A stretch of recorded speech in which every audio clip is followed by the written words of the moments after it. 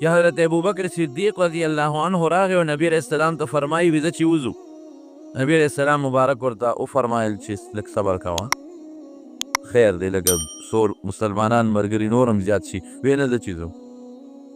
پیغمبر علیه السلام یې مجبور کړ او د بیت الله خواله راغلل او اعلان یې وکړ چې زمونږ د عقیده ده چې الله یو د شریک نه لري او دا زمونږ عقیده ده چې محمد صلی الله علیه وسلم د الله پیغمبر دی او د الله برگزیده بنده دی.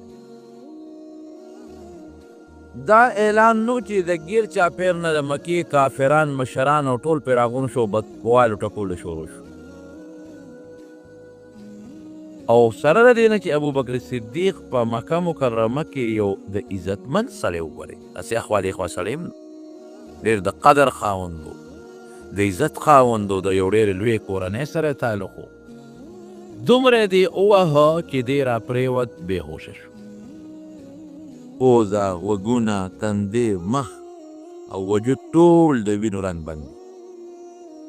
مسلمانانو چا کافرو باندې مولدارونه وکړل، واغې ګڼو مسلمانان لږ وو، نور خو لاړل، جګړه ختمه شوه، نبي علیه السلام هم رخصت شو او ابوبکر صدیق رضی الله عنه بېهوش او چت او کور ته یوړ. چونکې د لوی قوم سره تعلق دی، بنو تیم قبیله ده. هغې زر خپل میټینګ وکړو، اگر چې کافر و هغې نو میټینګ یې وکړو چېرې دا خو زمونږ د قوم سړی ووالی شو، خو ونه شو. دا خو دار چې خپل دین دی او خپل مذهب دی او خپل ایمان دی. او دغه وخت کې د مکې سردار عتبه و. بس ټول د ابوبکر صدیق قوم راپاڅېدل او د بیت الله خواله رالل او اعلان یې وکړو، وی زمونږ سړی تاسو والې دې بدم کړي دي. اگر چې مونږ هم په مذهب کې د هغه ملګري نه یو، وال نو پکار، او که ابوبکر مړ شو د هغه بدل به مونږ د عتبه نه الو، عتبه به مونږ وجنو، پرېږدو به نه، دا زمونږ اعلان دی. پکې پیش دی او دی مشر دی، دی به مونږ وجنو، د اعلان هم پکې وشو. او دا ټول د قوم خلک د ابوبکر صدیق نه راتاو دي، وینې دې پاکوي او لاس او پې ورله مږي چې دی اوس په هوش کې راشي. خلک هم په دې سوچ کې دی چې الله دې اوس جوړ کړي، په هوش کې دی راولي، ګنې که دا مړ شو. خو دا خو بیا لویه جګړه جوړه ده، د قومونو جګړه جوړېږي. تاسو یقین وکړئ چې ټوله ورځ بېهوشه و، او چې کله هوش کې راغی نو هغې خوشحاله شي او بل یې مبارکباد ورکړل، مبارک شی، سړی خو په هوش کې راغی او جوړ شو. خو چې هوش کې لومبي سینګ راغی نو فوراً تپوس کوي، د نبي علیه السلام نوم یې واخېسته، وایي د هغه څه حال دی راته ووایه، دې ته مینه وه، هغه حال راته ووایه. هغې وایي ته څنګه؟ وایي ما پرېږدی د نبي علیه السلام حالت راته ووایه چې هغه په کوم حال کې دی. او چې څومره د قوم خلک دې ګیر چاپېره ناست وو، د ده په وجه پریشان وو، هغې د ټول لاړل. وایي سړی موږ ستا غم کوو، په تا موږ غیرت وکړو، ستا لپاره موږ پاڅېدو، د عتبه د مرګ اعلان هم وکړو، او تا نه ټول ګیر چاپېره ته ویو، او چې د چا د لاسه دیوال وخوړل ته هم د هغه تپوس کوې چې هغه څنګه دی. دا خو د هغه په ملګرتیا کې تعلق، دا خپل کار کوه، ټول ترې پاڅېده. مور وله راله او څه الوا یې وله پخ کړې وه، عربی کې ورته حیث وایي، د کجورو د وړو نه او د زیتون تیل پکې واچوي، یو مزېدار الوا جوړه کړي، هغې وله جوړه کړې وه چې زوی مې نن ټوله ورځ نار دی، تږې دی، بېهوشي پرې تېره شوه. وایي هم بچې دا وخوره. وایي بېبې ګوتې نه ور وړم تر څو چې ما ته د خپل پیغمبر حالت نه معلوم شوی چې د رسول الله مبارک څه حال دی. یې ویې لږ خوراک وخوره، د هغه د حالت پته مونږ ته څه لګي چې څه شو، لږ څه وخوره. وایي قسم مې دې په ذات د خدای که مې شکه وکړه چې تر څو ما ته د خپل محبوب پته نه لګېدلې چې په څه حال کې. وایي مونږ ته څه خبر وي. وایي داسې وکړې، خلک چې ټول خواره شو، ځکه ټول خو کافر، هغې خو د هغه خانداني دغه وجې نه تعلقاتو د خاندان د وجې د سره ولاړو، او چې بیا د نبي علیه السلام نوم واخېسته نو هم ترې لاړه. وایي داسې وکړې، د عمر فاروق خور د ام جمیل، وایي تاسو د هغې نه تپوس وکړئ، او د نبي علیه السلام هلته و. مور وه بیا، مګر چې مور یې دغه وخت کې لا مسلمانه نه ده، کافره ده، خو د مور په اړه کې خو رحم دی. هغه لاړه کونټۍ په لاس ام جمیل ته ده، عمر فاروق خور ده، خو هغه مسلمانه وه خو پټه وه، هغې هم ښکاره غږ نه کوو.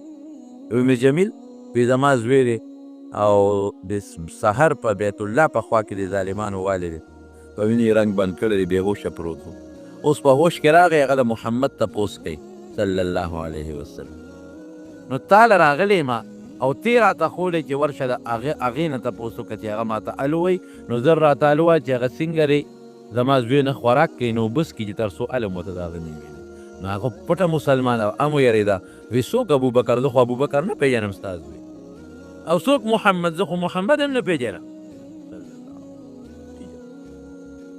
هم یېرېده غریبه وی دا ورېږه چې ته د زوی دونه خبره کوې چې زوی دې خوب دی او زخمي دی او په خپله لاړه شم لږ بیا وګورم ورسره راغله چې راله حضرت ابوبکر صدیق ته یې وکتل نو ټینګه نه شو په چغو چغو په ژړا شو خدای خو یې د مکې د دې کافرو بې خوباسي الله خو دې تباه کړي دا په تا خو یې ډېر لوی ظلم کړی ابوبکر صدیق ورته ام جمیل خبرې پرېږده ما ته د خپل محبوب الووایه چې نبي علیه السلام په څه حال کې دی راته ووایه نو هغه خو یېرېده د ابوبکر صدیق مور ته یې ګوته ونیوه چې دا چې ده چې دې نه مه یېرېږه وایي ښه نو نبي علیه السلام په ښه حال ټیک ټاک دی بلکل سره د ملګرو جوړ دی مور ورته بچو سې تسلي وشوه شابه اوس یو بوټی د حلوا وخوره چې طبیعت دې برابر شي او دا لږې غوندې اوبه وڅښه چې لږ د تندر یې ختمه شي وایي بېبې کې تاسو مې نبي علیه السلام په دې سترګو لیدې نه نو ګزاره مې نه کړي چې دې په خپلو سترګو وینم ام جمیل کم دی دی وی دا مور دې ولاړه رکن وی دې نه مه یېرېږه وی ښه نو په دار ارقم کې وی ما بوځې مور ورته بچې رڼا د لږ صبر وکړه چې تیاره شي هسې نه چې اوس دې بار وباسو بیا دا کافر درته څه نقصان ونه رسوي په تیاره کې به دې بوځو که تیارو لګېده د مټې ونیوه او نبي کریم صلی الله علیه وسلم لی بوت نبي علیه السلام مبارک ځان ته رانږدې او دم پیغمبر علیه السلام ته ورته راغوت وی د الله رسوله چې ته مې روغ ولیدې بس زړه مې یخ شو زړه مې خوشحاله شو جون را باندې راغ وی ښه الله رسوله داسې وکړه زما لا مور ده او دې مور ته مې دعا وکړه چې الله پاک مسلمانه کړي دا مهرباني وکړه نبي علیه السلام صحابو دې لاس پورته کړه ام حرام یې د مور نوم په دعا وکړه چې الله تعالی د ابوبکر صدیق مور مسلمانه کړي لا لاس یې نور راښکته کړي چې د ابوبکر مور نبي علیه السلام ته وایي د الله رسوله ما ته هم دا کلمه وښایه زما زړه کې هم د مسلماني پرېوت هم هغه دار ارقم کې الله د ابوبکر صدیق مور مسلمانه زما روح محبت دی ته وایي څومره چې سړی بېهوشه شي په ما بېهوشي تېره شوې او سړی په هوش کې راشي څومره په تکلیف وي اوبو ته یې زړه کېږي متیادو ته یې زړه کېږي ډوډۍ ته یې زړه کېږي یخو ته یې زړه کېږي په تکلیف وي او بیا دې غریب د بیت الله خوا کې په هغه سور نور والی شوی دی او سور انګار ته نور ته غورځولی شوی دی لیکن وی هغې پورې نه اوبه څکم او نه هغې پورې ډوډۍ خورم حلوا خورم تر څو چې ما د نبي علیه السلام په دې خپلو سترګو لیدي حضرت زید ابن حارثه رضی الله عنه دی د حارثه زوی دی او د مور او پلار نه چا تختولی هغه زمانه کې چې به ماشوم وتښته نو خرڅو بیا په یو بل دا غلامان به خرڅېدل نو به د غلام به یې کړ دې نه مور او پلار نه چا تختولی او پلار یې امیر و د خپلې علاقې او په یو بل خرڅېده په مکه مکرمه کې حکیم ابن حزام یو سړی په هغه خرڅ شو هغه راوسته حضرت خدیجې رضی الله عنها ترې ترور وه هغې ته یې وبخښه وی دا ماشوم مې اخیستی دی ښایسته ښکلی ماشوم دی او ښه پاک غوندی هلک معلومیږي ترور یې دا مې تا ته وبخښه او خدیجې رضی الله تعالی عنها چې کله بیا د نبي علیه السلام په نکاح کې راغله نو دا زید ابن حارثه هغې پیغمبر علیه السلام ته وبخښه نبي علیه السلام سره د پیغمبر علیه السلام خدمت به یې کوم او پلار او مور یې ورپسې ډېر زیات پریشان و هغې به ژړل داسې به یې ژړل چې مور به یې د سر نه ویښته ایسته ډېر ګران کار دی الله دې مسلمانانو سره د زوی جدایي دا ګران کار د سر نه به یې ویښته ایستل به یې جمع کول او چې باران به شو وی چې یاره دا باران وریږي چې زما زوی به کوم ځای اوس چې انور به شو یاره چې زما زوی به اوس کوم ځای دی انور ته به ناست دی هغه په سوري او شعرونه به یې وې او غر ته به وخته او هلته به یې چغې والې ژړل به مور او پلار به یې وې یاره وي که ما ته پته ولګېده چې د ما زوی په کومه دنیا کې دی نو زه به یو ډېر قیمتي اوښ ځان له والم او ګرځم به ورپسې چې یا خو مړ شم او یا دا خپل بچی را پیدا کړم دا جړا او انګولا او دا چغې وروړې وال چېرته مکې مکرمې ته حج د دوی د علاقې څو خلک راغلي دا زید ابن حارثې دلته سیف هلکه ستا څه نوم دی وی زما زید وی د حارثه زوی خو نه وی یم وی تا پسې خو د مور او پلاره پریشانه سرګردانه لیوني سپېلني په غرونو سر ګرځي نو یو 3 شعرونه یې ورته ولیکل وی که تاسو راغلی د ما پلار له دا ورکړي هغه شعرونو معنا دا ده چې ای بابا هېڅ فکر چې ونه کړې زه ډېر زیات خوشحاله او زه د داسې خاندان سره یم د داسې خاندان غلام یم هغې سره یم چې زه د خپلې ازادۍ نه د هغې په غلامۍ ډېر خوشحاله یم نو هغه قافله چې لاړه وطن ته نو د زید د پلار د حارثه ته هغه شعرونه ورکړل او مبارکباد یې وله ورکړ او زیر یې ترې واخېسته چې مبارک شه ستا هغه بچي خو مونږ ولید په مکه کې خوشحاله شو پلار یې چې د شکر زوی مې پیدا شو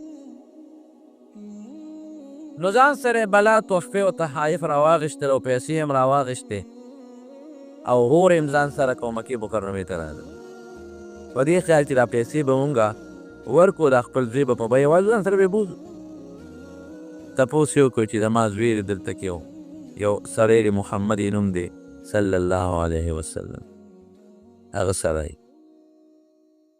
کوم ځای چا ورته نبي علیه السلام مبارک وښود چې هغه مخامخ ناست رالل نبي علیه السلام د هغه تحفې تحایف راوړه او ډېر د نبي علیه السلام صفتونه یې شروع کړو چې مونږ تاسو بنو هاشم قوم ډېر د عزت قوم یې او بیا په بنو هاشم کې د عبدالمطلب اولاد تاسو د عبدالمطلب اولاد یې ډېر د عزت سړی تاسو خلکو سره ډېرې ښېګړې کړي دي د زمزم اوبه ورکوئ دا جانو خدمت کوئ ډېر ښه خلک د نبي علیه السلام صفتونه یې شروع کړو رسول الله مبارک هوښیار و ورته یې ویې مېلمنو وایاست څه که څه غرض یې راته ووایه وایي زمونږ غرض دا دی چې زمونږ یو بچی دی او هغه چا د مونږ نه تښتولی او خرڅو یې تاله رارسېدلی نو مونږ راغلي یو چې مونږ لا خپل بچی راغلی او هغه چې مور یې به پسې کوم شعرونه وی نو هغه شعرونه یې نبي علیه السلام ته واورو هغه درد هغه چې مور یې ورپسې جاړي او صاحب مونږ پیسې راوړي چې ته څومره پیسې غواړې هغه درکوو خو مونږ د خپل بچی راکړه چې ځان سره یې بوځو نبي علیه السلام ورته وفرمایل وی بس همدقه غرض دی که بل هم څه شته وی نه همدقه هم غرض دی وی دا خو معمولي خبره ده وی زه به یې راغواړم نو که تاسو سره ته بلکل بې پیسو ستاسو د ځان سره یې بوځي یو پیسه هم نه لري خو ګورې یو شرط به راته رېږدي که د سره نه ته نو په زور به یې نه بوځې او نه زه په زور لېږم ځکه مونږ سره چې څوک خوشحاله وي مونږ یې په زور نه رخصتوو خو یې پلار او ترو هغې وی چې بد دا خو کار وشو مونږ سره به څنګه نه ځي غلامي به څنګه غوره کړي او آزاد ژوند به څنګه غوره نه کړي نبي علیه السلام یې ورشه زید راوړل چې راوسته کښېنو وی زیده دا پېژنئ وی او صاحب وی څوک دی وی دا مې بابا دی وی دا بل پېژنئ وی او صاحب وی دا څوک دی وی دا مې تره دی ملو شو ډېر په خوشحالۍ وی دوی تا پسې راغلي ستا نه خبر شوي او پیسې یې هم راوړي دي خو ما ورسره دا وعده وکړه چې نه بې پیسو به زه تاسو له زیات درکوم نو که ستا خوښه یې په زور دې نه لېږم ستا خوښه یې ورسره دی نو بې پیسو دوی سره لاړ شه دا د پلار او دا د ترې د مور درپسې خفه ده څه وایي وایي زه خو نه ځم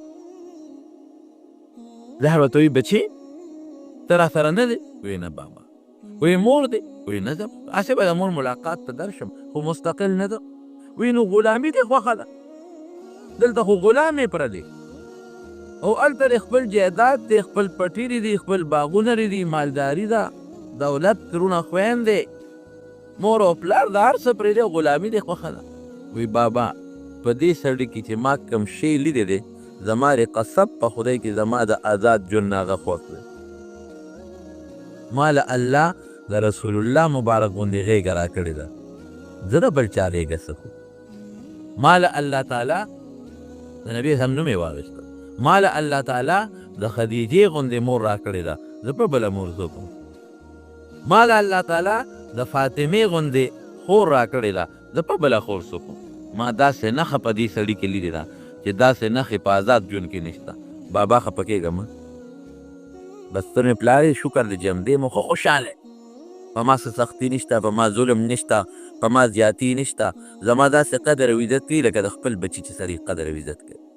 زه به ستا او د پلار مور ملاقات ده ټیم په ټیم درځم، خو د نبي علیه السلام نوم یې واخېسته چې د ده غېږه نه پرېږدم. ما ته الله دا یو په قسمت راکړی. پلار او ترې څه موده ولاړ، نبي علیه السلام چې دا خبرې به اورېدې که نه، وایي ځې درې خوا راشه، ځان ته یې رانږدې کړه او راته راغلی بس. وی اوسه پورې به تا ته مونږ زید ابن حارثه وې چې زید د حارثه زوی. وی واورئ ای خلکه د اعلان واورئ چې د نن نه پس به زید ابن حارثه څوک نه وی، زید ابن محمد به وی صلی الله علیه وسلم. زید د حارثه زوی به څوک نه وی، داسې به وایي چې زید د محمد زوی صلی الله. دا زما زوی دی نه پس، ځان ته رانږدې کړه، راته راغله به ځان سره کښېنه. د یو صحابي نوم په قرآن شریف کې نشته، د یو صحابي، د حضرت ابوبکر صدیق نوم نشته، د عمر فاروق نوم نشته، د حضرت عثمان نوم نشته، او د ده نوم الله قرآن کې مغشتی دی. فلما قضا زید منها وطرا زوجناکها. وروستو بیا آیت نازل شو چې دا کم خلک دا زوی پالي پردې بچې د ده خپل زوی مه وایې، خپل زوی ورته مه وایې او مینه ورسره کوئ، لکه د زوی یې ساتئ خو زوی ورته خپل مه وایې ځکه چې دا زما زوی دی. نو بیا به دا هغه شی بند شو. یعنې هغه وخت نبي علیه السلام باقاعده اعلان و او دومره مینه یې ده سره کوله، دا ګوره د هغه محبت و، دومره یې ده سره مینه کوله چې د ده یو زوی و، د ده بیا زوی پیدا شو، د دې زید، د هغه زوی نوم اسامه و. نو هغه صادق ښکلی و، هغه اسامه د شکل نه تور و. نو هغه یو ځل د پیغمبر علیه السلام په دې رون ناست و، اسامه د دې زید زوی، نو کڼې یې رابېدلې. نو عایشه صدیقه فرمایي وایي زه ور مخکې شوم، وایي ما وایي چې د الله رسول دا ماشوم راکړه چې دا پوزه ورله پاکه کړم. نو وایي نبي اسلام چې نه، وایي په خپل څادر پلو راغونډ کړه، هغې اسامه له یې پوزه قڼه پاکه کړه. ګوره دونه محبت. او ای عایشې دې ماشوم سره مینه کوه ځکه دا زما خوښ دی، محبت ورسره کوه، دا زما خوښ. د غلام بچې او بیا دومره زړه ته نږدې کول، او دې یو ځل د یو لښکر امیر د داسې لښکر امیر یې که چې په هغې کې حضرت عمر فاروق هم دی او جلیل القدر صحابه، حضرت عثمان او دا لوی لوی اکابر صحابه دي، او د لښکر مشر یې دا اسامه کو. نو چا وی چې یاره دا خو یو غلام دی او د ده په مشرۍ کې به موږ جهاد کوو. نبي علیه السلام په هغې خفه شو، وی ښه، وی تاسو د ده په مشرۍ کې خبرې کوئ، وی د ده نه مخکې مې د ده پلار زید چې دی هغه امیر کړي و، هم بعضې خلکو خبرې کړې وې، وی زما د قسم په الله چې زید ما ته د ټولو خلکو نه زیات خوښ و، او د هغه نه پس مې دا اسامه د ټولو نه زیات محبوب دی، د ده مشرۍ کې به شک نه کوي. دا ولې نو که تاسو مونږ پې سوچ وکړو، دا ولې دونه مرتبه نبي علیه السلام ولې ورله ورکړه؟ د پلار له بیا د هغه زوی ده او ځان ته رانږدې کوه، ښکلوه، هم وره پاکوه. دا ولې؟ دا پښتانه وی د یو لاس نه پړق نه خیږي که نه. د نبي علیه السلام مینه ولې وه؟ ځکه نبي علیه السلام د هغه مینه لیده که نه چې ما سره د زید مینه شته، او پلار او مور قربانۍ، رونه قوم قربانۍ او زما اخلي. نو چې ستا یو الحب من الجانبین چې یو سره یو سره مینې، د بل هم ورسره بیا مینې. داسې نه کېږي چې د یو کس یو سره مینې او د بل یو سره مینه نه، دا چاته ډېر کم به پېښېږي. اکثره هم داسې ده چې د چا سره مینه نو د هغه بل لازمن دې ته ګوري چې د ما سره محبت کړي، نو خامخا ورسره دا بل محبت دی. نو چې ستا الله سره مینه، الله به تا سره مینه، چې ستا د الله رسول سره مینه، الله رسول به تا سره مینه. عبدالله ابن زبیر رضی الله عنه پیغمبر علیه السلام یو ځل ښکر ولګو، دا ښکر باندې مینه وباسي. پخوا به زمونږ د وطن کې مشرانو لګو، اوس دا شی ختم. په سعودي کې اوس هم خلک لګي، ښکر ولګوي نو په هغې روینه راچوي، ښکر یې ولګو، په هغه ښکر یې روینه ترې هغه سړي راخلي. نو عبدالله ابن زبیر رضی الله عنه له یې ورکړه، وایي ها دا ویره یو سوچته یې پټه کړه. مطلب یې دا و چې ته څه ښې کوو ځمکه کې. هغه چې څنګه د مجلس ناخوا شو نو ویې څکله. اوس ویره څکل خو ښه خبره نه ده، خو د نبي علیه السلام مبارک دا په دې زمونږ د علماو اتفاق ده چې د هغې فضلات او وینه دا ټول پاک ویې څکل. چې راغی نبي علیه السلام دې تپوس وکړو، ګوره دې ته مینه وایي. وی هغه وینه دې څه کړه؟ وی صاحب پټه مې کړه. وی کوم ځای دې پټه کړه؟ شوټې ته یې لاس ونیو دلته مې پټه کړه. نو ورته غوسه نه شو چې دا دې څه وکړل؟ دا خو دې ګناه وکړله، وینه څوک څکي؟ دا دې څه وکړل؟ نه، وی فرمایل وی هغه مسلمان چې د هغه په وجود کې زما وینه پرته وي د جهنم اور پې حرام دی. هغه ته د هغه خپل محبت او د مینې صله فوراً میلاو شو. دا مثالونه موږ سره مخکې پراته دي. دا څه د فرجي قصې نه دي، دا هر زمونږ ښکاره بلکل مخامخ په مخامخ پراته دي. حضرت عبدالله ابن حذافه رضی الله عنه د حضرت عمر فاروق رضی الله عنه زمانه وه، او دوی د روم سره جنګ و رومیانو سره، نو دی راغی لښکر مشو. دا لښکر فلحال جهاد یې وکړه، دې غریب پای ګرفتار شو. 300 ملګري مو سره ګرفتار شو. دیم ګرفتار شو 300 ملګري. د روم بادشاه ته پیش شو. د روم بادشاه ورته وایي چې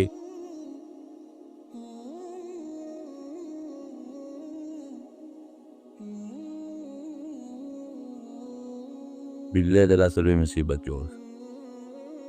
هلته کې هغې چغې وویلې دغه دی دا لوډ شیډینګ نشته، او دلته یې خلکو بیا په ماشو وویست. هغوی ته دي، هغې ته لوډ شیډینګ نه ده، او په دلته یې خلکو او دا چې ماشي په پکو هم نه تکلیف سره خوړی دی چې پکې لاړ شي که نه لږ هم نه لیکایي، لږ هم نه. دې ته ماډرن ماشي وایي. پخوا به ماشي ګیده به بوجي باندې هم تښتېدلي. نو عبدالله ابن حذافه رضی الله عنه سره د 300 ملګرو ګرفتار شو. چې ګرفتار شو نو بادشاه دان ته پیش کړ، ورته ویې داسې کار دی چې پرېږدم هم، خو په یو شرط، ایمان به پرېږدی، مسلماني به پرېږدی.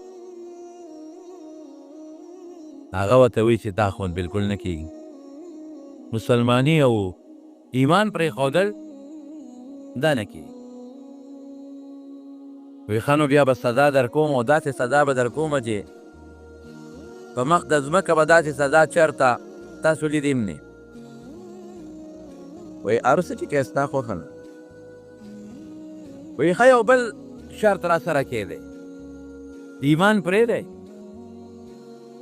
نو دې مشر ته وی عبدالله ابن حذافه رضی الله عنه ته وی لور درته په نکاح در کوم. وی دا هم نه کېږي. وی د یوې علاقې ګورنر به دې هم کوم. وی دا هم نه کېږي. حکم یې وکړه پولیس والا ته جیل کې واچوئ، ډوډۍ پې بنده کړې، اوبه پې بندې کړې په ټولو ملګرو. اوبه او خوراک ډوډۍ موډۍ پې بنده کړه چې دا ښه نار نور شو که نه، وږي تږي شو، نو را پرېښودل، نو را راوستل بادشاه ته یې ودرول. او داسې وو چې دومره اوږي او دومره تږي وو چې قریب وو چې د سترګو نظرونه یې ختم شوي وو، دومره اوږي تږي. نو بادشاه ورته وایي چې داسې کار دی چې اوس هم پرېږدم، خو په دې شرط کې ایمان به پرېږدې. عیسایان شو.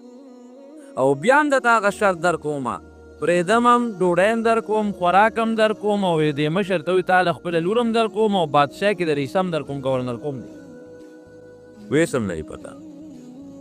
وایي ښه بیا واچوې جیل کې چې پوټې خوراک ستا کور نه کړي. یو ورځ یې پې نوره تېره کړه، نو بیا راوستل. چې راوستل نو ورته غوښه هم کېښوده، اوبه یې ورته کېښوده. وایي دا غوښه ده، وګوره د خنزیر ده، ښه خنزیر هم در لال کړی، او د اوبه نه دي، دا شراب دي، شراب دا واله. نو عبدالله ابن حذافه ملګرو ته پام کوي چې ګوره دې غوښې له ګوتې یونس، او د اوبو له ګورې ګوټ خولې له یې راونړی. هغې ورته ویل ولې دا خو مونږ له حلال دي دې وخت کې. ځکه قرآن حکیم کې الله تعالی فرمایي چې فمن اضطر غیر باغ ولا عاد فلا اثم علیه، چې سړی محتاج شو، مضطر شو، د لوږې د وجې نه بیماري جوړېږي یا زیاتېږي یا مري، د تندې د وجې نه ده ته نقصان رسي، نو که دې دغې وخت کې بل څه نه مونې او دا شراب اوس کې نو هم جایز دي وله، ځان پرې مرګه بچ. او که بل څه نه مونې او د خنزیر دا غوښه مو وخوري نو خیر دی، اجازت دی ورته. د لوږې مرو وی بلکل ما ته هم پته ده چې د خنزیر دا غوښه او دا شراب دا دې وخت استعمالول مونږ له جایز دي، خو که دا مونږ کوو که نه د دې ظالم کافر بادشاه زړه پرې خوشحالېږي، د دې چې مونږ له راکوي نو عام اوبه یې نه راکوي چې شراب راکوي، دی چې مونږ له د خنزیر غوښه راکوي نو عام د خوراک بل شی ولې نه راکوي. خو که دا مونږ استعمالوو مونږ له جایز دي، د دې کافر زړه پرې خوشحالېږي دله نه خوشحالوو مست دی. بادشاه دې ملګرو ته ویې رخو د نبي علیه السلام نوم یې واغې چې دا محمد صلی الله علیه وسلم ملګري یره خو دا ډېر په خپل دین کلک دی، د لوږې تندې نه نظر تلو والا دی، نظرونه یې نه دی. او بیا هم زه ورته خوراک اکدم وم، هغه خوراک چې هغه د دوی په شریعت کې حرام دی هغې نه ګوتې نه وړي. ملګرو ته یې ویې داسې وکړئ چې یو ډرم یو لوی لوښی ده تیرو ډک کې اور ورپسې بل کې ویښ کړی، یو لوی لوښی لکه د ګاڼې کړې او داسې یو شی هغې کې تیل واچولو اور یې ورپسې بل کړو هغې وخوټ کړو، چې داسې وخوټ کولی شو چې دا شړار یې شروع کړو که نه دې یې راوستل. وایي اوس ایمان پرېږدی که نه پرېږدی؟ وایي که نه پرېږدی دې تیلو کې مچو. وایي نه پرېږدي. وایي ښه یو کس یې راوسته، وایي دې ورغورځوئ، د هغې غریب نه جامې وویستې، بربنډ یې کړه او د دې عبدالله ابن حذافه رضی الله عنه په مخ کې هغه تیلو ته کولوي شي. حالانکه شریعت کې ګوره دا حکم دی الا من اکره وقلبه مطمئن بالایمان. دا روایات کیسه ده چې یو سړی داسې حالت ته ورسي نو که دې په خولې د کفر کلمه مو ووایي نو خیر دی، ځان دې بچ کړي چې بچ شي بیا دې خپله مسلماني ساتي. لیکن هغوی دغې وخت کې ځان د بچوالي دپاره وله جایز و چې د کافر خبره یې منلې وې او ظاهر یې په خولې د ده دین پرېښی وې، بیا چې د ده د پنجې نه خلاص شوي نو بیا یې به خپل ایمان خو یې داسې هم نه کړ. وایي چې څنګه هغه یو کس له لاس وقفې وتړل یو بربنډی یې کړ د تیلو ته یې ور وویشته که نه، وایي تیل دونه ګرم و چې ورغورځولو سره د هغه هډوکې او غوښه د یو بل نه جدا شو او داسې ریزه شو چې وایي قدرې یې هم ونه کړل. یو سړی وایي خو وایي وایي یې هم ونه کړل. وایي ودرېدل، وایي دقه یو په نمبر ورغورځو، شا به ایمان پرېږدی او که نه؟ وایي نه پرېږدي. وایي ښه دی مشر له لاس وقفې وتړل، نو دا عبدالله ابن حذافه رضی الله عنه له لاس وقفې وتړل، نو چې دی کله ورغورځو نو په ژړا شو. نو بادشاه ورته وایي چې ګوره زه راته نه وایم چې مرګ سخت شی دی، کمبخته ځان هم وجنې او خلک هم وجنې، دا دې په ژړا شوې. وایي پرېږدي وایي یارې جوړ دین پرېږدي، وایي پرېږدي دین وایي نه، وایي دا ودې ژړل ولې؟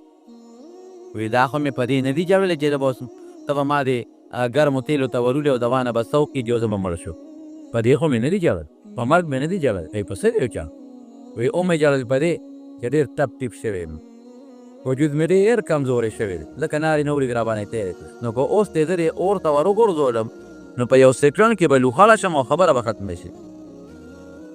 جارم په دې چې ارمان ډېر غټ وجود مې دی، ډېر غټ چې اور کې سوځېدی چې لږ وخت راباندې تېر شوی وي او زما په وجود کې دومره ساګانې وې لکه زما په دې وجود چې ویښته څومره ولاړ دی او هره ساه مې د نبي علیه السلام نه داسې قربان کړی وې لکه زما دې ملګري چې قربان کړه. دې باندې جاړه دا پر یو سیکنډ یو رات د سترګې سره به ختم شم، بس لږ تکلیف دې تېر به شي ختم شو خبره. په دې جاړو چې وجود مې ډېر غټ وي چې تا ورچولم او بیا جم دې کېدې او بیا دې ورچولم او بیا جم دې کېدې او بیا دې ورچولم چې زما په وجود څومره ویښته دي چې دومره د جم دې کېدې او مړ کېدې او د هره ساه مې د نبي علیه السلام د محبت نه قربان کړی. یو دغه کې مې کتل یو ساینسدان لیکلی دي دا خو نور الله ته پته ده، خو هغې خپلې اندازې وایي. د عام انسان په وجود باندې 1 لاک ویښت دي. دا هغې خپل اندازه لیکلې ده.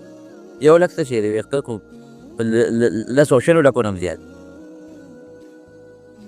زما وروڼو محبت دې ته وشو. نو چې دا خبره وکړه نو بادشاه ورته وایي داسې کار وی پرېږدم خو په یو شرط ځه. اوسه پورې خو مې راته وایي چې ایمان پرېږدی. زه ایمان مه پرېږدی، په یو شرط دې پرېږدم چې د ما له تندې به ښکلی دا به را ښکلی. نو عبدالله بن حذافه رضی الله عنه ورته وایي ما به یوازې پرېږدی که ملګري به مې هم پرېږدی. وایي ملګري دې پرېږدم. وایي زه دا شرط به د ملګرو د خاطره قبول کړم، د ځان د خاطره بیا نه قبلم، خو د دې ملګرو د خاطره به دا شرط قبول کړم. نو تندې یې وله ښکل دې بادشاه پرېښودل. عمر فاروق رضی الله عنه ته خو پته وه دې هر څه نه خبر و، خو د روم بادشاه و، بس جګړه وشوه، ته ګرفتار شو پکې صحابه او څه دوی راغلل. نو هغه ته پته ولګېده چې یاره عبدالله ابن حذافه د هغه کافر بادشاه تندې ښکل کړ د ملګرو د خلاصوالي دپاره. نو مدینه منوره کې اعلان و، ټول بارود یې د مدینې شریفې نه باب. عبدالله ابن حذافه سره د خپلو ملګرو را روان دي، د هغې استقبال به کوو او ټول به یې تندې ښکلو. ځکه چې هغه دین او ایمان پرې نه ښوده او د ملګرو د خاطر یې د هغه با کافر بادشاه تندې ښکل کړی دی. نو نن به مونږ د هغه استقبال په دې شان کوو چې مونږ به د تندې ښکلو. نو د مدینې منورې نه بار یو ډېر لوی عظیمشان استقبال و او چې دې راته نو هر یو کس ورته تندې ښکلو، هر یو کس ورته تندې ښکلو.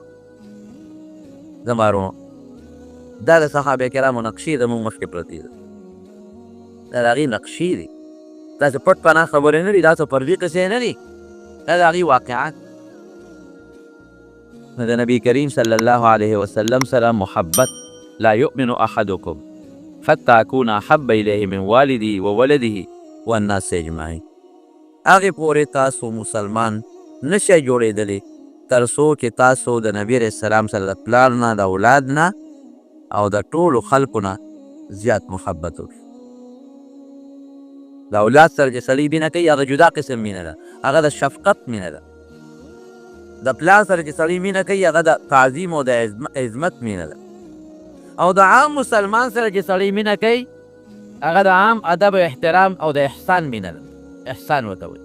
نو نبي علیه السلام سره د شفقت مینه هم کې ډېر د مظلومیت دور پې تېر شوی ده، د تعظیم او د اکرام او د عزت مینه به مو سره کې او د احسان او د عام محبت مینه به مو سره کې. او ما درته ووایي وروڼو د مینې مقصد څه دی؟ یوازې ګورې دا د خولې مینه نه ده چې په خولې یو سړی زما مینه ده، خو منافقانو هم په خولې وایي زموږ د نبي علیه السلام سره مینه ده. مینه د خولې نه ده، مینه دې ته وایي چې ستا چا سره مینه ده. ګوره زه یو مثال در زما کې یو سړي سره مینه وي، د هغه شکل به مې خوښي، دا کیدای شي زه هم د هغه دا شکل مې نه دی خوښوم، هسې مې ورسره مینه ده. نه، د هغه جامه مې نه ده خوښه او زما ورسره مینه ده، د هغه دین مې نه دی خوښه او زما ورسره مینه ده، د هغه کردار او اخلاق مې نه دی خوښه او زما ورسره مینه ده. دا کیدای شي. نو چې زموږ د نبي علیه السلام مبارک سره محبت او مینه هغه شکل به زموږ خوښه وي، موږ به هغسې شکل ځانې جوړو. د هغه جامه به زموږ خوښه وي، موږ به هغسې جامه اغوندو. شکل هم د پیرنګیانو دی او مینه د نبي علیه السلام، جامه د پیرنګیانو ده او مینه د نبي علیه السلام ده، اخلاق هم د جهنمیانو دی او مینه هم د نبي علیه السلام سره ده. دا چېرته کیدی شي؟ اور او اوبه دواړه نه یو ځای کېږي. زړه د مسلمان یو دی، دوه نه دي. په یو زړه کې یوه مینه ځایږي، دوه نه ځایږي. یا به د امریکې سره مینه وي، د هغه جامه او د هغه اخلاق به دې خوښي، د هغه شکل به دې خوښي، او یا به د نبي علیه السلام سره مینه وي، د هغه شکل او د هغه اخلاق او د هغه جامه او د هغه کردار او گفتار به دې خوښي. بشیر جان کله کله یې که نه وي دا یو زړه کې خو یو جانان ځایږي. د دهرو د خوبانو سینګار سکله داسې ده که نه؟ دا کمبخت چې محمد نعت ویلي بیا په هغه ورځ تښتي.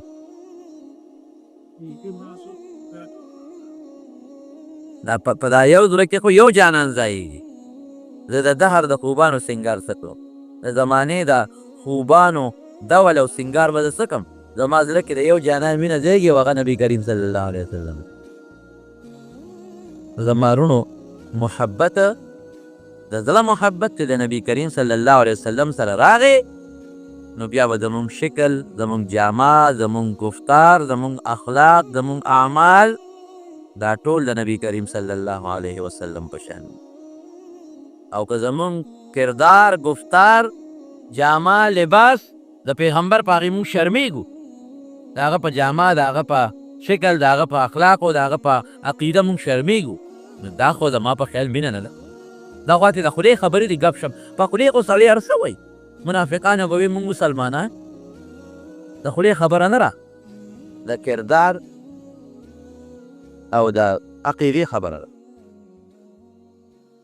نو د نبی کریم صلی الله علیه وسلم سره محبت او مینه د هغې تقاضا برونو دی چې زمونږ ټول هر څه دا به د نبي علیه السلام مبارک په نقشې او د هغه سره به مونږ د هغه تابع به یو چې څنګه د هغه خوښ و نو هغسې به وي. هله به مونږ د پیغمبر علیه السلام سره محبت کې کامل وي. قل ان کنتم تحبون الله فاتبعوني يحببكم الله. قرآن حکیم کې الله فرمایي ای پیغمبر ورته ووایه ان کنتم تحبون الله ستاسو د الله سره مینه وي نو فتبعوني زمید زما تابعداري ګوره د الله سره د مینې نښه د پیغمبر علیه السلام تابعداري ده، ځکه د پیغمبر علیه السلام تابعداري د الله تابعداري ده. نو چې د نبي علیه السلام تابعداري دې وکړه دا ځای شوه چې دا تا د الله تابعداري کړي، او چې د الله تابعداري دې وکړه نو اوس ته په مینه کې رښتونه شوې. قل ان کنتم تحبون الله که ته دا دعوه کوې چې زما الله خوښ دی نو د پیغمبر علیه السلام تابعداري وکړه، دا د خوښې نښه ده. نو بیا یحببکم الله، بیا به الله تا سره مینه وکړي، بیا به دا نه چې زما الله سره مینه ده، الله به تا سره مینه ویغفر لکم ذنوبکم، ګناهونه به هم درته وبخي.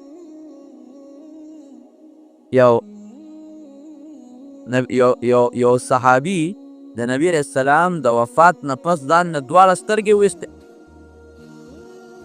چا ورته سترګې ولې وباسې؟ وایي په هغه سترګو به څوک هم چې د دواړو جهانو سردار پې نه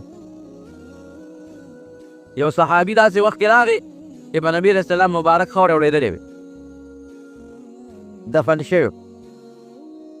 جلالین د دې قرآن شریف یو شرحه ده نو هغې پرې حاشیې لیکلي نو وایي خاورې به یې راغېښتلې په یې سر به یې چولو او دا آیات به یې وی چې ولو انهم اذ ظلموا انفسهم جاءوك فاستغفروا الله واستغفر لهم الرسول لوجدوا الله توابا رحیم. چې کله خلکو نه ګناه وشي په ځان ظلم وکړي زیاتي وکړي نو دوه کاره به کوي، یو کار به دا کوي چې د الله نه به معافي وغواړي، استغفار به وایي، بخښنه به وغواړي، او دویم دا دی چې نبي علیه السلام ته دې راشي چې د الله رسوله ته زما دپاره د الله په دربار کې سفارش وکړه. نو چې دې د الله نه هم بخښنه وغواړي او د پیغمبر علیه السلام سفارش هم پیش کړي د وجد الله توابا رحیما نو الله به توبه قبوله کړي او رحم به پرې وکړي. نو دې سړي وي چې اوس که زموږ نه ګناه به وشوه نو موږ خو به الله نه معافي مو غوښتل او نبي علیه السلام نه به رالو هغه ته به کېناستو نو هغه به د الله نه دعا وغوښته. اوس خو نبي علیه السلام لاړ د دنیا نه، اوس به موږ د سفارش د الله په دربار کې څوک کوي، موږ له بخښنه به څوک غواړي. نو یې خاورې به یې راغېښتې او په دې سر د پاسه به یې چوي او دغه آیات به وي. تاسو یقین وکړئ چې د نبي علیه السلام مبارک د روزې نه د ځمکې د خاورو نه ورته اواز راغی غفر الله لک غفر الله لک، ای زما امتي الله دې وبخه، الله دې وبخه. د وروڼو په زړه کې به د نبي علیه السلام سره محبت ساتي. اوس دا زموږ د ایمان د چا د برکته دی؟ د پیغمبر علیه السلام د برکت. که هغې نه وی نو خدای خبر کې زموږ پر یې وطن باندې خو بیا د بوتانو دور تېر شوی دی. دلته خو چې کومه غونډۍ رپی نو بوت ترې وځي، ټول د بوتانو علاقه ده. زموږ بدن د بوتانو عبادت کوو، مونږ به بوتانو ته رام بلکانې به هم جوړ او د هغې سجدې به هم کولې، د جهنم خشاک به. دا د پیغمبر علیه السلام مبارک برکت دی چې الله مونږ ته ایمان را نصیب، قرآن غوندې کتاب راله الله راکړي. او شکر دی څنګه چې نبي علیه السلام کوم دین راته پرېښی دی مونږ روان یو الحمدلله د خپل وس مطابق په هغه دین خدای دې پرې کامیاب ولري او الله دې پرې قایم ولري. نو د نبي علیه السلام په موږ ډېر احسان دی. وروڼو یو خو تابعداري کوئ، د هغه د کلي سره مینه ساتئ، د هغه د ملګرو سره مینه ساتئ، د هغه د وارثانو عالمانو سره مینه ساتئ. د هغه په نقش قدم متقیان پرهیزګارانو سره مینه ساتئ، د هغه د شکل سره، د هغه د جامې سره مینه ساتئ. دویم دا دي چې وسم کېږي وخت نو درود شریف لږ زیات وایئ، درود شریف ډېر وایئ. د درود شریف ډېرې زیاتې فایدې دي چې د انشاءالله یو جمعه کې به درته د درود شریف فضایل هم ووایم. نو درود شریف ډېر وایئ او چې زیات وسم کېږي لږ خیرات کوئ، صدقه کوئ او د هغې ثواب نبي علیه السلام ته بخئ. دا به انشاءالله په دنیا کې هم ستاسو په کار راځي او آخرت کې به هم ستاسو په کار راځي. نو د نبي علیه السلام مبارک معجزې دا بېشمېره دي، بېشمېره. هر یو صحابي د حضور پاک مبارک د صحبت او د صحبت او د هغې د اثر د وجې نه داسې شخصیت دې جوړېږي چې په مخ د ځمکه داسې انسان څوک نشي پیدا کول کوم چې حضور پاک مبارک پیدا کړ. ښه معجزې یې کمې کمې دي، درته نن ښیم، بعضې درته شمېرم. یو صحابي فرمایي نبي علیه السلام مبارک سره مجلس کې ناست و، د دې لپاره چې تاسو د خپل پیغمبر هغه دلایل ښکاره معلوم شي. نبی علیه السلام الله را لېږلي په دې دلایلو دی، بالبینات. بینات یو معنا معجزات دي. یو صحابي فرمایي نبی علیه السلام مبارک سره په لاس کې کاڼي پرتې وی کاڼي وایي سبحان الله سبحان الله سبحان الله. اوس کاڼي کوم دی خبرې کوم. وی حضرت ابوبکر صدیق له ورکړل، وی هغې بیا سبحان الله سبحان الله وی بیا عمر فاروق رضی الله عنه نه ورکړل، بیا هم سبحان الله سبحان الله کوم. بیا حضرت عثمان رضی الله عنه نه ورکړل، وی د هغه په لاس کې یو څو ځله تسبیح وی بیا بند شو. یو بل صحابي فرمایي چې ما نبي علیه السلام له دعوت وکړه، ډوډۍ مې ورته وکړه، یو چیلې مې ورته حلال کړه. وی چې د چیلې هغه غوښه یې وخوړله، هډوکي یې وغورځول، نور ملګري م ورسره دي. وی ما ته یې وی چې د هډوکي راغونډ کړه. وی هغه هډوکي مې راغونډ کړل، وی د رسول الله مبارک مخې ته مې کېښودل، وی لاس مبارک یې پراخ کړل، واپس دقه چیلې جوړ شو کوم چې مونږ حلال کړی. وی ډېره موده مونږ کراو. یو بل صحابي فرمایي وی ما له حضور پاک مبارک یو تولیه راکړی و، یو رومال. نو چې رومال خیرن شي نو خلک یې په صابون په اوبو باندې وینځي. وی زما د قسم په الله چې دا به کله خیرن شو نو موږ به تنور کې ومنډه. وی لږ ساعت بعد به راویسته، وی چمکېدلې پړقېدلې به ښکارېده، تنور به نه سوځو او هغه خیرې به د تنور په اور ختم شو. کپړې ته ګوره او تنور نه سوځولو ته ګوره. نو زه اکثر طالبانو ته ویم د کوم رومال سره چې د رسول الله مبارک لاس جنګېدلی دی هغه په تنور نه سوځي، نو کومو صحابو سره چې لاسونه جنګېدلی دی او نظر مبارک یې پرې لګېدلی دی، نو هغه خلک او هغه وجودونه به د جهنم په اور سوځي. لا یمس النار، او به نه رسي اور هغه انسان ته چې کوم انسان زه لیدلی یا کم انسان باندې زما نظر پریوتی دی. نبی کریم صلی الله علیه وسلم فرمایي. حضرت ابو هریره رضی الله عنه د نبی علیه السلام جلیل القدر ملګری دی او زه محدث ته احادیثو لوی استاد، 5304 احادیث ته نقل، 5304 دومره احادیث لکه د قرآن شریف عمره، د دومره احادیثو استاد دی او د نبی علیه السلام مبارک سره وخت کم تیر شوی دی، لکه دی په 67 هجري کې راغلی دی، مسلمان شوی دی او وفات د نبی علیه السلام دا په 67 هجري کې شوی دی. تقریبا 4 کاله بلکې د دې نه کم وخت د پیغمبر علیه السلام مبارک سره تیر شوی دی. نو خلکو به پې سوال کو وی وخت یې ورسره کم تیر شوی دی او حدیث ته زیات یاد دي دا ولې؟ نو دی وی 2 وجې دي. یو وجه خو یې دا و چې زما نور ملګري صحابه کرام وی کوم چې د مکې مهاجرینو هغوی به تجارتونه کول او کوم چې د مدینې شریفې انصارو هغوی به باغونو او پټو کې خدمت کو او زما نه تجارت و نه باغونه او پټي، بس په یوه ولی ډوډۍ به مې د نبي علیه السلام خوا نه پرېښوده. په مدینه شریفه کې به م ورسره وم، په سفر کې به م ورسره وم، که خلک به ودو زه به ورسره ویښ ناستو، که خلک به د دنیا په کار کې مشغوله و زه به ورسره ویښ ناستو. یو خو دا وجه وه. وی دویم دا چې یو ځل مو ته شکایت وکړو چې د الله رسوله ستا احادیث زه اورم او رانه یېرېږي، وی ما ته یې څادر دې خور کا. نو ما خپل څادر خور کو.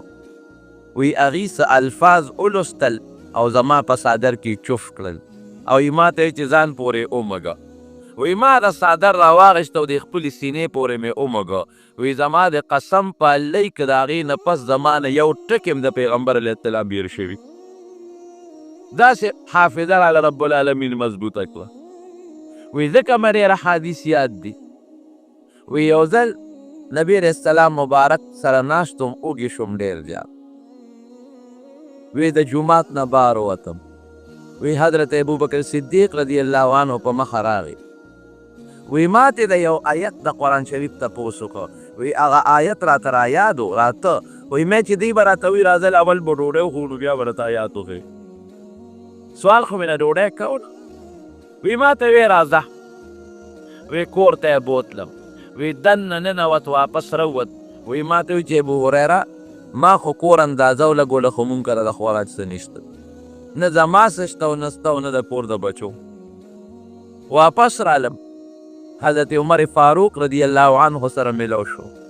وی هغه وی راځه د دې کور ته بوځم. ان کور ته لاړم، دوی کرم د خوراک درک نه لګېد. واپس رالم او وی د څلورو پنځو ورځو نارې یم. څلور پنځه ورځې کې ما د اوبو نه ما سوا بله سکه نه ده کړې چې زما په جېب ورغلې. بېهوشه به پروت وم، بېهوشه.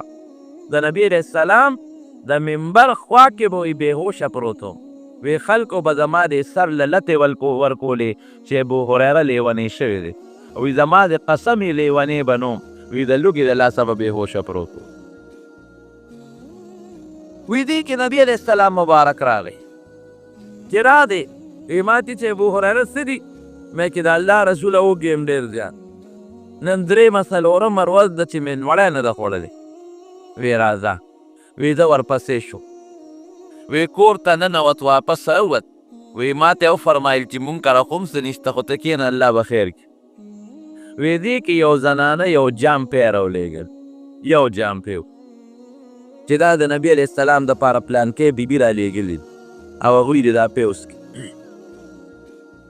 وی نبي علیه السلام مبارک دقسې لاس کې ونیول او مسکي شو. وی زه خوشحاله شو چې زه مړېږم خو پې نه، یو جام څه شی دی، خو زه څه ګزاره خو به مې پې وشي که نه. وی نبي علیه السلام مبارک ما ته وی چې ابو هریره لاړ شه په صفه کې چې څومره طالبان دي صحابه، هغوی ته اواز که چې راشي ټول زما میلمانه دي. وی چې دا ټکې مې واورېده، وی د نبي علیه السلام نه مې ډېره غټه ګیله پیدا کړه. په خولې خو مې غږ نه شو کولی خو ګیله مې پیدا شوه چې صاحب اوږې زیم، ډوډۍ له دې راوستې دی، د دریو څلورو ورځو نار زیم، او دا یو جام او د هغې صفي طالبان که دې پسې راغلل. زه بس خوش قسمته هغه انسان دی چې لومبې چاله په بوتو ورشي. وی په دغه زمانه کې به زموږ د صفي ملګري کم از کم اویا او زیات نه زیات 300 کسان. دا به ټول د نبي علیه السلام د حدیثو زده کړې او د قرآن زده کړې ته به ناست. وی غږ مې ونه که خو ګیلمن شوم چې خدای یو جامپی دی او دا یو جامپی به څنګه دا 300 کسان څکي. زه بس هغه سړی خوش قسمت دی چې لومبې پی چاله په ګوتو ورشي، ځکه یو کس زه ما نه که ګوتو له رالل نو د ما پیني وطن د لوږه نه ختمېږي. خو د حضور پاک مبارک د وینا د منلو نه مې خلاصې نو. وی لاړم، وی اعلان مې وکړ. وی ټول راغلل چې راغلل، نبي علیه السلام مبارک ورته اشاره وکړه چې تحلقو، دیاره کې کښېنئ ټول. وی ټول کښېناسته. وی هغه جام یې راواخېست او په دې تدي مبارک کې دغسې کېښه. وی ما ته وی ابو هریره د ښي طرف نه شروع. اوس وی هغه ښي طرف ته چې کوم صحابي وی د غصې نه ورته کوټ کېږم چې وږې زیمه، ضرورت د ما دی او خوش قسمته دی راغی او که ده لاس کې پی واخېستل او خولې ته یې کړي نو په یو کلپ یې خلاصوي. وی خیر بیا وی چې د نبي علیه السلام مبارک د خبرې د ون منلو نه مې مخلص نو. وی هغه له مې ورکړل. وی چې مې ورکړل وی هغه اوس کړ. وی نبي علیه السلام مبارک آواز وکړه چې په مړه خېټه څکه. وی دې سره مې لا پړه تیاره کړه چې خبره د مړې خېټې شوه خو د یو کس نه زیاتې کېږي. وی لږ ترې پاتې شو. وی دې دویم له ورکړل. وی دویم له مې ورکړل، وی هغه مسکل لږ ترې پاتې شو.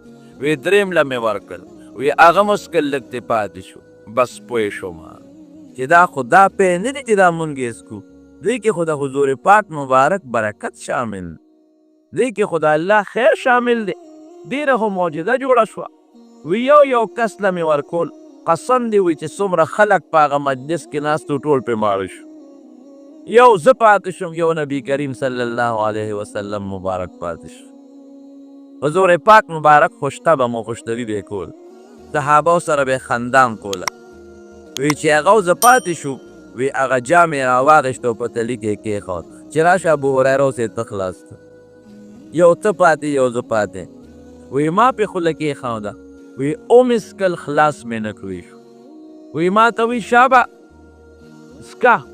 وی زه بیا شروع شوم، بیا مې پې خوله کېښوده، وی بیا مې خلاص نه کړی شو. مې چې صیب نشم څکې. وی نه تا خو وې چې دغه ړومبې به یې خلاصوي، شابه دا به اوس خلاصوي. وی بیا مې پې خوله کېښوده، بیا رانه پاتې شو. ما والله لا اجد له مسلکا، قسم په الله که یو رګ راکړې داسې شته چې دا پکې ورشي. لار ولې نه مونم چې دا پیدا په کومه لار دی خپل وجود ته وردنده کړم. وی مسکي شو، وی خندل او بیا ما نه واغېستل چې ښه راکړه. وی په خپله یې یو څو بوټه واغېستل او پی خلاص شو. یو جام پی باندې د 100 نه زیات کسان مړېدل. د مارونو دا د پیغمبر علیه السلام معجزه نظربندي نه ده چې ګنې هسې د خلکو په مخ کې د شي ریري او په حقیقت کې دي نه حقیقت کې پې هغه خلک ماړه شو. یو مجلس کې نبی علیه السلام مبارک په سفر کې روان، ګڼ صحابه کرام ورسره دي. د اوبو تکلیف راغی، اوبه نشته. صحابو نبی علیه السلام مبارک ته شکایت وکړ د الله رسول اوبه نشته. وی لږې غوندې چې ته پیدا کړي. وی صاحب دا تا ته چې مخکې لوټه پرته به دغې کې اوبه دي نورې نشته. او په سفر کې په سوونه صحابه ورسره اوښان دي، ورسره اسونه دي، زنانه دي ورسره. وی راوړی د اوبه. صحابي فرمایي زما د قسم په الله، وی لاس مبارک یې په هغې لوغې کې وردننه کړ، دا خپلې 15 واړه ګوتې. وی د دې 15 ګوتې نه اوبه داسې راکوټ کېدلې لکه د چینو نه چې اوبه بیا وي. وی موږ ورته کتل، وی ټول لښکر هغه اوبه وڅښلې، هغه اوښان او څاروي ورباندې ټول سیراب شو. په یو بل سفر کې نبی علیه السلام مبارک سره موږ ملګري وی کوي کې لږې اوبه وې صحابه پې ورمخکې شو، د حدیبیې سفر و. وی کوي یې وزنځاو، لږې اوبه یې ختمې شو. تقریبا 1400 د پاسه صحابه دي، ورسره اوښان دي، ورسره ګډه چیلې د ذبحې دپاره بوتلې دي. صحابه رالل نبي علیه السلام ته شکایت وکړه، د الله رسول اوبه خلاصې شوې، اپې خو خلک وځنده او زمونږ څاروي او مونږ خو به د تندې مړه شو. وی لږې شانتې اوبه شته، چا وله لږې غوندې اوبه راوړې. راغې د کوې غاړې ده، هغه لږو اوبو کې نبي علیه السلام مبارک خپلې لاړې تو کړې مبارک او هغې په توی کې توی کړې او یو غش یې راواغېشت، هغه یې ورپسې وغورځو. وی لږ صبر دې کوي ته وکړې، سر پې کېدی، سر یې پې کېښود، لږ صبر یې ورته وکړو. وی زه اوس شروع پې کوې. دومره اوبه په هغه کوي کې پیدا شوې چې هغه 1400 صحابه کرامو د هغې اوښانو د هغې څاروو وڅښلې او وی چې مونږ ترې تلو وی پې هم هغسې راکوټ کېده او لبریز دی ده. دا د حضور پاک مبارک معجزه. حضرت جابر رضی الله عنه فرمایي وی د خندق د جنگ په ورځ کې مې چې نبي علیه السلام مبارک ته وکتل، وی ډېر زیات پریشان، ډېر پریشان. او وی خندق کنولو کې به صحابو سره یو دی ګوره خدمت هم کو. حضور پاک مبارک داسې شان نو لکه د دې زمانې د بادشاهانو یا د لویو خلکو شان چې د بهر نه به یو مسافر راغی نو پیژنده به نه چې د الله غ رسول پکې څوک دی، ځان به د خلکو نه جدا حیثیت نه حسابو، ګډ به پرې خلکو کې ناسته. بهر کې وی صادر مبارک ته وغورځېد چې مې وکتل نو پرې خېټه یې کاڼې تړلې دي د لوږې د وجې. وی ما ته اجازت وغوښتې د الله رسوله لږ اجازت راکړه کوره پورې ځو. وی چې لاړ شو. وی رالم ښځې ته مې وی چې ښځې د خوراک څه شته؟ وی ما ته وی چې یو ساع اوربشې پرتې دي. ساع په عربی کې یو پیمانه تقریبا 3.5 کیلو ته جوړېږي، 3.5 کیلو. او یو پورنۍ چیلوکۍ وه منکر پټېنۍ، ډېره وړه بچی وه. وایي ما ورته چې ښځې د نبي علیه السلام لوږه مې ولیده نو ټینګ نه شو راله.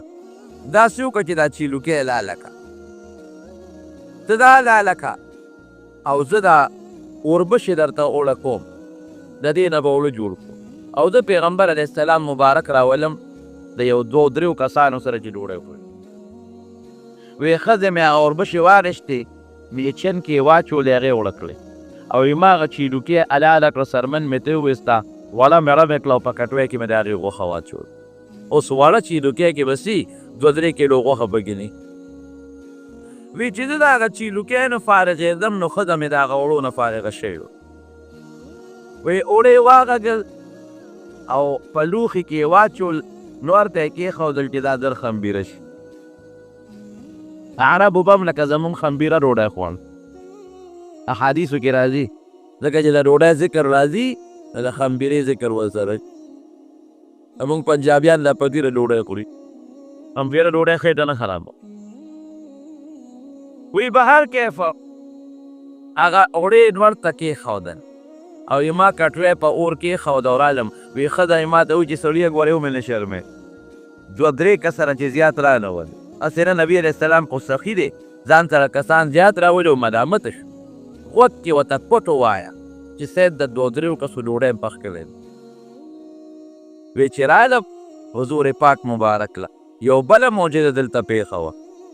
وی یو صحابي ورته راوغی چې صاحب خندق که نه و پکې یو څرړه راووته، کلک کاڼې دی او په جبلونو نه ماتېږي. وی زه درځم. وی رسول الله مبارک راغی، وی خېټې یې تړلې ده، وی راکې ګنتري، هغه جبل ګنتري دې واخېست، 2 سرو ولسي، ته ورته ګنتري ورته وایي، دې ته یې واخېسته. وی اخوا شوه. وی چې څنګه اواز اوچت جبل اوچت که هغه ګنتري راویې بروله، الله اکبر یې ورسره وی. نو وی 3 مېسکانې داسې شو لکه د ایرو لکه د شګو په شان وبېده. وی چې ما ته رب العالمین د عراق د بادشاه محلونه دې سره وښول، هغې نه یو رڼا پورته شو. وی دوباره یې کښته کړه چې راویې بروله، 3 مېسه بله ماته شو، داسې ماته شو چې شګې ته جوړه شوه. وی ما ته رب العالمین د شام د بادشاهانو محلونه وښول. وی چې په 3 ځل یې اوچته کړه او راویې بروله نو هغه باقي اسم داسې وبهېده لکه د شګو رڼا د دې نه پورته شوه. وی د روم علاقې راته پروردګار وښودی. ظاهر کې خو خلکو به هغه سات نه منل، لیکن وروسته د نبي علیه السلام مبارک هغه وینا الله رښتونې کړه. د مسلمانانو سلطنت فارس ته او شام ته او روم ته ورسېد. وی داسې کاڼې په 3 غوزاره نبي علیه السلام داسې ډکرې ډکرې کړه چې واړه واړه کاڼې ترې جوړ نه شو بلکې شګې ته جوړې شوې. وی زه ورنږدې شوم، صاحب یو پټه خبره درته وی پوه شوی و نبي علیه السلام. وی ما ته وی څه وی؟ وی مې چې صاحب لږه غوندې ډوډۍ مې درله پخ کړې ده، خو یو ته راشه یو 2-3 کسه ځان سره نور راوله، زیات نه ګورې شی لږ دی. وی ما ته وی څومره دی؟ وی ما ورته چې صاحب یو وړه غوندې کورنۍ چیلوکۍ ده او 3.5 کیلو، یو سا یعنې 3.5 کیلو اوربشي دی. وی ما ته وی دا خو ډېر ښه شی دی او ډېر زیات دی. وی اواز یې وکړه چې ای د خندق خلکو ټول راځئ د جابر میلمانه یو. وی چې هله خدایه داسې وشو، زرک شوم. وی منډه مې کړې کور ته لاړم، ښځې ته مې چې ښځې نبي علیه السلام خو ځان سره د خندق هغه ټول خلک را په مخه کړي دي. د خندق دا خلک څومره ورو، دا تقریبا په دغه وخت کې 1500 کسان، 1.5 خلک یې راپسې راوسته. وی ښځې ما ته چې تارې خدای داسې کړي، تارې خدای داسې کړي، تا ته ما نه وي چې ال ورته ووایه. ښځې ما خو ورته ال وی ښځې وی چې ښه ال دې ویلې دی؟ وی مې چې او ای بیغم اوسوس چې ال دې ویلې دی بیا زمونږ غاړه خلاصه ده. وی چې زه ترې را روانېدم، وی ما ته وی چې جابره ورشه او ښځې ته دې ووایه چې کټوۍ به د اور نه کوزېږي تر څو زه نیم درغلم، او ځان سره یو بله ګاونډی راولي چې هغه ورسره ډوډۍ پخېږي او د تنور نه به ډوډۍ ځه وباسه. خو 3 کیلو څه ډوډۍ دې پخېږي؟ خو یو تنور 5 ډوډۍ دې پخېږي. وی رالم خیب نبی علیه السلام مبارک راورسېد. وی چې راورسېد وی کسان پینډه پینډه راځي، یو غټ لوښی و مونږ کره، وی نبی علیه السلام مبارک به په خپل هغه ډوډۍ راغشتلې او هغې په هغه لوښي کې وړې وړې کولې چورې کولې ماتول او په کاسه باندې د هغه کټوۍ نه دغه راغشته ښوروا راغشته سره د غوښې پرې د پاسه اچوله چې ډوډۍ پکې دغه شي خوشته شي او ایسته الفاظ مبارک یې ولوستل هغې په هغه کټوۍ کې هم چوف کړل او لاړې مبارک یې پکې وغورځول او هغه کم اوړه چې مونږ اخلي وو په هغې هم خپلې مبارکې لاړې څو کړې ګوره صحابه څومره خوش قسمته خلک د هغې وجود ته د نبي علیه السلام مبارک لاړې دننه شوي وی بهر کې هغه ډله پینده به مړه شوه بار ته به ووته وی نبي علیه السلام مبارک به نور ډوډۍ راواغېشت اب یې ماتې کړې چوري چوري به یې کړه او د هغه کټوۍ را یې پرې غوښه او ښوروا راواچول وی زما د قسم پایل دی چې هغه تقریبا 1.5 زره چې څومره صحابه وو هغه ټول ماړه شو وی ځه بیا به سره مالک زیاتې نه کوي ښه او خوراک به هم درکوي وی اوښ 100 زره چغې ووهلې اوښکې یې بندې شوې او نیغ پاسېد روان شو په یو سفر کې صحابو ښکار کړی یو اوسۍ ښکار کړی هغه اوسۍ د نبي علیه السلام خوا ته ځان رانږدې کړ او پیغمبر علیه السلام مبارک سره یې خبرې جوړ وکړه وی صاحب ستا د ملګرو زه ښکار کړی او په دې مخامخ غار کې زما بچي دي او پوټینې پوټینې بچي مې وګیري نو ته مهرباني وکړه ما پرانیزه چې د لاړ شم هغه خپلو بچو له پی ورکړم نو بیا به راشم نبي علیه السلام مبارک هم حیران صحابه هم حیران اوسۍ ته ګوره او خبرو ته ګوره وی په تا مې څه یقین دی چې بیا به راشي هسې نه چې بیا رانه شي وی صاحب داسې قسم به درته وخورم چې په مخ د ځمکه به داسې قسم چېرته هم چا نه خوړل داسې قسم به درته وخورم خفه کېږئ مه که تاسو کې څوک یې نو هم مه خفه کېږئ او که خفه کېږئ نو خدای هم خوشحاله وی سین قسم خورئ وی که زه رانلم نو ما د رب العالمین د دې عشر او د زکات د چیرمنانو په دا سب کې پاس دی هغه زمانه کې یو تعشاریل وي اوس ورته موږ د عشر او د زکات چیرمنان او ممبران وایي چې دا له خلکو نه عشرونه ټولئ او بیا په خلکو کې تقسیمئ زکات او عشر ممبران واقعي قسم په خدای ته به یې وکړه ته به ټول مال دې ظالمانو وکړه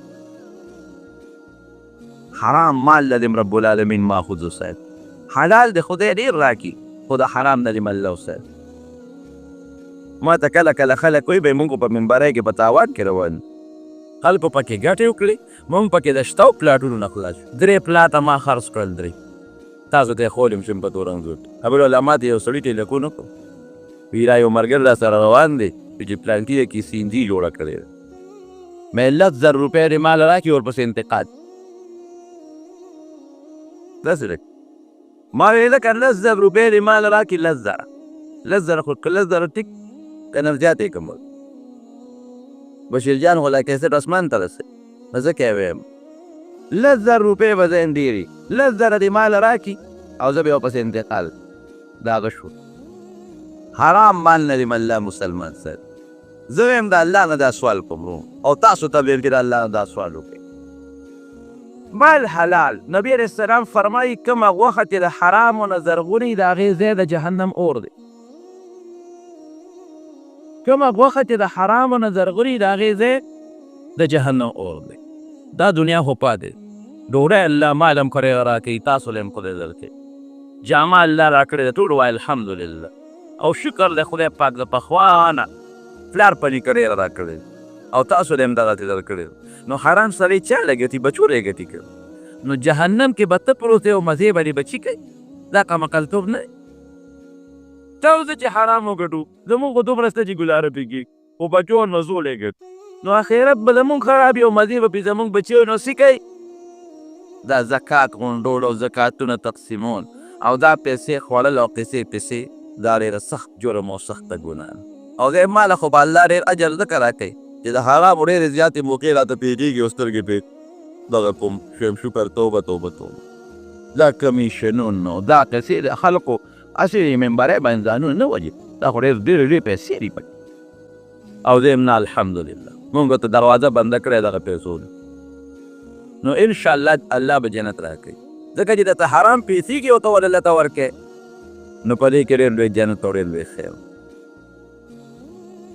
نو ځې زکات والو او دې عشرونو والو د کونډو رونډو د یتیمانانو د غریبانانو مالونه ټول په خپله وخوړل او که په خپله یې نه خوړی د خپلو رشته دارانو لی ورکړ او که رشته داران نه خپلو ګاونډیانو لی ورکړي داسې ځکه حقدار پاتې دی او ناحقه لی ورکوي نو هغه اوسۍ ورته وایي نو خدای مو سره د ما د حرامو نه ساته نو هغه اوسۍ ورته وایي وی سید داسې قسم به درته وخورم چې په مخ د ځمکه به داسې قسم چا نه وي خوړلی حاجي صاحب وی څنګه وی که راننم نو ما د الله تعالی د دغه عشر او د زکات د چیرمینانو ممبرانو په ضف کې پاسې نبي علیه السلام دا وجود غولي غولي شو او د وجود نه خوله وته وی قسم په الله چې ډېر مضبوط قسم دی وخوړه وی شا به پرېږدې اوسې اوسې پرېښوده اوسې لاړه هغه غار ته ننوته او په هغه غار کې هغه خپلو بچو له پی ورکړل بیا واپس راغله ګوره قسم یې خوړل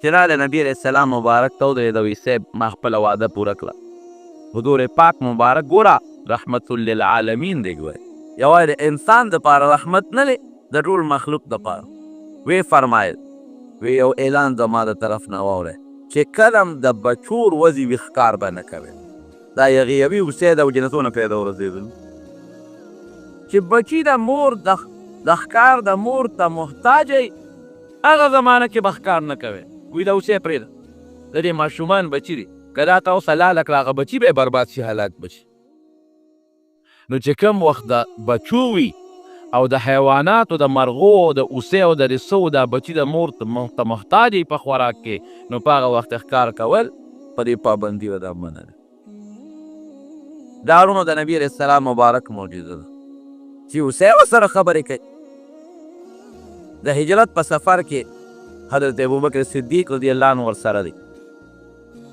دوه سره نور ملګري عبدالله ابن اریقط عابد ابن فهیره او یو نبی علیه السلام مبارک څلور کسه روان د یو علاقې ته ورسېدل هغه علاقه د مکې د خلکو د ګرفت نه لږه بار وه چې هلته څنګه ورسېدل یو ښځه و مشهوره ښځه ام معبد د هغې نوم او سخي ښځه وه څوک چې به په لاره تلل نو هغې به ورله خوړ ډوډۍ ورکول ځکه حاتم طایي یو زمانه کې سخي تېر شوی دا ښځه هم ډېره سخي ښځه وه نبي علیه السلام مبارک ته چا ووایي چې دا د ام معبد کور دی ورغې ښځه په کور کې و خاوند دی نو وی ترورې یا خورې موږ میلمانه یو وی دلته دې ځای کې دې سوري ته دمه شی او خاوند مې چیلی ګډې بوتلې د رمۍ بوتلې ده ماښام به راځي نو چې راشي که خیر یو چیروکی به درته حلاله کړم نبي علیه السلام مبارک ورته وی فرمای وی دغه مخامخ چیلی چې ولاړه ده مونږ له پی راکه خیر دی مونږ له حلالوه مه مونږ وږي دا مخامخ چې ولاړه ده نو هغه ښځې به پورې وخندل پوه شوه چې دا جوړ د چیلو د پیسو نه نه دي خبر نابلده خلک دي وی ورواره دا خو چیلی ده یو خو ناجوړه ده که دا جوړه وي د رمې نه به پاتې شوې نه وه دا به رمې سره تلې وه او دویم دا اوچه د پی پکې نشته لکه څاروي چې اوچ شي بیا خو پی نه ورکوي لږ څاروي پی ورکوي یو دا اوچه ده او بل ناجوړه ده که د جوړه وي دا به چیلو سره تلې وه نبی علیه السلام مبارک ورته ویل که ته اجازت راکړې نو موږ بیوله شو هغې به پورې بیا وخندل ویل واره دا خو اوچه چیلی د هغې کې پی کړلي هغې تو ته وګوره د هغې غولاندې ته وګوره اوچه ده بلکل پی پکې نشته وی خو ورکړي اجازت راکړې وی ښه ده اجازت وی لوښې راوړه خلې وله لوښې راواخیست نبي علیه السلام مبارک لاس وویندل او په غولاند یې وله لاس مبارک راغی خو چې غولاند یې وله بوت یې اورې چیلی شخوند شروع کړ څاروي چې ناجوړې شخوند نه وی او چې کله جوړي دا شخوند شروع کړي هغې شخوند شروع او غلام دی فوراً د پیو ډکه شو او خپې یې کولاو کړې ارت یې کړې له شرو ته یې ځان برابر کړ بس نبي علیه السلام مبارک په خپله ترې پی ولوشه چې پی یې ترې ولشه لوښی ډک وي بل راوړه بل لوښی راوړه وی بل راوړه په کور کې چې څومره لوټي ټوټې دی د پی وله ډک کړه او په خپل یې مسکل حضرت ابوبکر صدیق رضی الله عنه له ورکړ هغه مسکل او هغه چې دوه ملګري وو هغې مسکل هغه ام معبد ته وایي ته مسکه هغه چې شته خلک وو هغه هم ماړه کړل او د پیو لوښي مو راډک کړل وی ښه دی ای ترورې وی ګورې ستا د چیلې پی مونږ نه دي کم کړی ښه مونږ د الله پی راکړله الله اکبر چې روان شو جناب هغه چیلې تر څو چې جمدی وه بغیر د لنګېدو نه به هغې یو شان متواتر پی کړو دا پکې نه وه وی چې داسې څه شپږ میاشتې شپږ نیمې میاشتې بیا پی ورکړل یو 4-5 ورځې بیا پی لږ کم کړل غولان به یې لږه کمه شوه نو یو 4-5 ورځې پس بیا غولان ډکه شو بیا به یې برابرتی شروع کړو چې خاوند یې ماسخوتن راغلی ښځه ورته وي یس ښځې یو سړی راغلی ګوره ناجوړه چیرې ته جوړه شوه شخوند یې شروع کړی دی او لنګه شوې نه ده او پی یې شروع کړل او پی هم ورته وښول چې د هغې د لشرې شو یعنې داسې ناشنا غوندې سړی و څه چل پکې و ښځې څوک و څنګه نمونه و نو ښځې ورته د نبي علیه السلام هغه شکل او د هغه ټول هغه ملګري وښول ای ښځې وایي دا خو هغه ځوان معلومیږي چې د مکې خلکو د خپل وطن نه رایستی دی او د آخر زمانې د پیغمبرۍ دعوی کړی دا خو ما ته هغه معلومیږي زه چې ځو به پس نو هغه ښځه مې محبت شوه خاوند یې ابو معبد او د هغې د کور چې څه خاوندانو ټول ورپسې روان شو نبي علیه السلام مدینې شریفې ته رسېدلو ورپسې لاړل لاس کې ورته لاس کې ایښه د رب العالمین ټول مسلمانان کړ نو زما وروڼو دا د نبي علیه السلام مبارک معجزات دي او ما درته وایي معجزه وایي څه ته چې د پیغمبر نه داسې کار ښکاره شي چې هغه بل څوک نه شي کولی دا د پیغمبر د پیغمبرۍ دلیل د مکې په ښار کې په جبل ابي قبیس باندې نبي علیه السلام مبارک ولاړ مخامخ یو غر دی د بادشاه محل دی او په هغې کې یو جومات مونږ نه یې لیدی خو لکه تاریخ لیکي لکه محل دی پې مسجد هلال ورته وایي خلک وایي دا مسجد بلال دی خو دا خطا خبره ده مسجد هلال سپومۍ ته په محل کې دننه بیت ما نه یې لیدی خو مشران وایي او کتابونه لیکي نو نبي علیه السلام ته به د مکې د خلکو وایي مونږ ته یو معجزه وښایه ورته ویې راځئ نو د جبل ابي قبیس ته یې وښیږي وایي څه معجزه راته وښیم وی هر څه چې خو داسې راته وښایه چې مونږ ومنو چې ته د الله پیغمبر یې ابو جهل هم دی عتبه د هغه مخکنۍ خبره ده ابو جهل جمدیر شیبه او د مکې راټول سرداران رسول الله مبارک هغه سپومۍ ته اشاره وکړه وایي که دا سپومۍ په منځ جدا شي وبه منې بلکل یې منو چې اشاره یې وکړه نیمه سپومۍ د غر نه یو طرف ته لاړه او نیمه بل طرف ته لاړه په میانده کړه شوه او بیا دواړه حصې یو ځای شو ابو جهل ورته وایي یاره ډېر غټ جادوګر یې وایي دا یې په موږ نظربندي کړی جادو دی اقتربت الساعة وانشق القمر قرآن حکیم کې الله نو قیامت د نښو نه یو نښه ده وایي ښه نبي علیه السلام مبارک ورته فرمایي ښه نو جادو او نظربندي خو په هغه چا چلېږي چې کوم ما سره خواکي کړ بل چا نه تپوس وکړي که بل چا دا نه لیدی بیا به ما په تاسو نظربندي کړي جادو مې چلوي او که نو خلکو لیدي نو معلومیږي دا چې دا په ټوله دنیا کې شوي کړ هیروي دا خبره خو د ټیک نو زه یې په دې معلومات وکړل چې کومې قافلې راتلې په لاره د هغې د معلومات وکړل چې کومې 3-4 ورځې پس کومې قافلې راورسېدې یاره په پلان کې شپه خو څه نه وې واقعا راپېښه پولو به سپومۍ دوړه کړی شوې وی وایه ابو جهل اوس څه وی وی جادو دې غټ ټولې دنیا په خلکو چلېږي او چې کله نبي علیه السلام د معراج نه راغی ګوره څومره لوی سفر یې د معراج و بیت المقدس ته نه ابو جهل ولا مخې له ورغی سهار وخت وی وایه که نه څه نوي څه ناشنا دي شته که نشته وی یو وی څه دي وی بېګا الله بیت المقدس ته بوتلو 2 رکعته مونځ مې پکې او بیا واپس رالو وی د خلکو مخکې به ووایه خبره یې پکې لکول خبره یې خبیث وی راځه نو بویت چې بویه ته خلک یې ورته راغونډ کړل وی دي یو خبره کوي وی راته پخپله ورته ووایه وی اوزه الله تعالی بېګا بیت المقدس ته بوتلم 2 رکعته مونځ مې وکړ او بیا واپس راځم وی دې دروغو ته وګورئ ابو جهل ملګرو ته نبي علیه السلام مبارک وي نه دروغ نه رښتیا ده ابو جهل ورته وایي وی ښه یو کار وکړه چې ته په رښتیا تلې مونږ ته وواږې د بیت المقدس د جومات څو دروازې او د هغې د ښار تپوسونه نه کوو چې کوم خلک بیت المقدس ته تجارت ته تللي هغه خلک یې راوغوښتل. دې تپوسونه ترې وکړه د ښار څو دروازې دي، د ښار بازار څنګه دی. اوس نبي علیه السلام مبارک وی پریشانه شوم چې زه خو د شپې لاړم 2 رکعته لمونځ مې وکړ، ما خو دروازې دې شمېرل، دروازو نه څه خبر. او ما خو ښار د شپې په تیاره کې ولید، وجرې خو هم هغه زمانه کې مثلا نه وي که نو ما خو د تیاره کې ښار ولید. نو زه څه خبر یم چې بازارونه یې څنګه دي او دروازې یې څنګه دي، دا څه په لانجه وویل. اوس به دا ویم چې ما ته خو نه دي معلوم، وی به چې دروغ ویم چې معلوم دي نو ما ته خو نه دي. وی جبریل علیه السلام راغی چې غږ مه کوه، وایه چې جواب درکوم. وی الله تعالی د بیت المقدس جومات او ښار ټول راواغېست او د جبل ابي قبیس په دا سر یې راته کېښود. وی دوی به رانه تپوس خو څو دروازې دي، ما به ورته کتل، ما لیده دوی نه لیده دومره دروازې دي. ښار پک څنګه دی، ما به ورته کتل چې داسې دی. څو بازارونه دي، یو جواب مې ورله ورکړ. وی چت کې څه تپوس یې کو، ما ته الله مخامخ ول، ما به جواب ورکړ. وی بیا رانه یو کس بل تپوس وکړ، وی ما ته وی چې یاره زمونږ یو قافله راتلې ده بیت المقدس ته، 2 قافلې دي، هغه یو کوم ځای و هغه بله کوم ځای و، ځکه ته خو په لاره تلې که نه داسې قمقل و. او هغه الله په سکندونو کې ورسو. خو ما الله تعالی هغه قافلو سره زما ملاقات کړی. وی ما ورته وی چې ستاسو هغه فلانکۍ قافله پلانکي ځای کې روانه ده، او چې زه په لاره تلم نو زما د براق د منډې نه ستاسو د قافلې د فلانکي سړي اوښ ویرېد، نو راپرې وښکۍ یې ماتې شوې. تپوس ترې وکړئ چې بیا راشي.